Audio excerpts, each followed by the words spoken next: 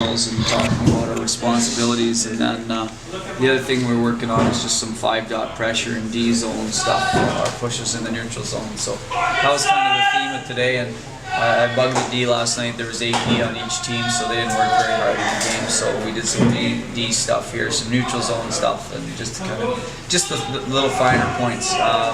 We didn't get too much into the backbone of our team. We kind of got into some other stuff, and then tomorrow we'll do some specialty teams. Tomorrow, Montreal. Are you looking at what you're looking at in the scrimmage, the backbone? Exactly. Stuff? Yeah.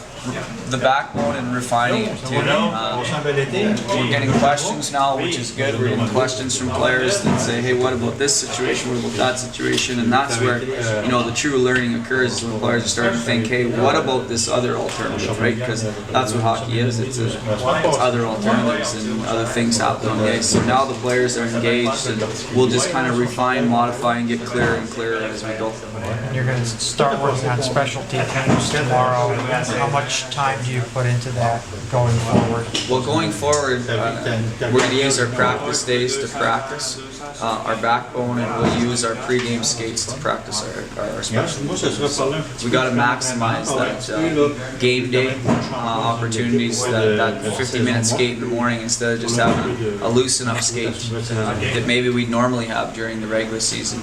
We have to use that hour or 50 minutes for specialty teams.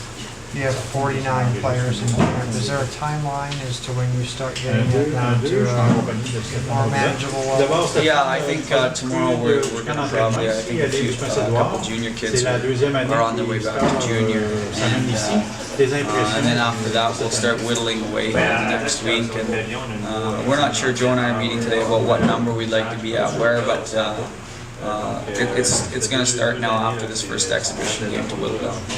Lenny's still out? He's still out now. Adam Party, the guy you had many years ago in the ECHL. What kind of attributes do you think he can bring? Well, he brings mobility for a big guy, and part of his, the way that we want to play. I picked up a lot of that from Calgary, and he was in that organization, so there's a lot of similarities with what we do and what he has played. And I think what he can bring is just that big body that can move on the line, and he's a defender that can get in the way of shots and penalty kill, and also you can play left or right side. You see him playing right side last night. So the ability to have a big, mobile young guy like that can defend is important. We remember about him from that first year. He told me he wasn't sure if he was going to make it to the NHL because he was getting bounced back and forth between the AHL and CHL. Well, I'll tell you an interesting story, and Adam and I talked about this. We talked about this when he got here. Is that there was a time there in Las Vegas when he was our 7th defenseman in the ECHL, and as a young kid. And by the end of the year, I asked him in our year meeting. I said, "Where did you start when you first got here?" And he said, "It was probably your worst team." And I said, "Well, where did you finish?" And he goes, "I thought I finished in your top 4." And I said, "Exactly, he did. He was our top 4 defenseman. He was in our top 4 by the end of the year." And I said, "Well, then now that's the jump you got to make next year in the American League, and then 2 years from now you got to make that jump to get in the NHL."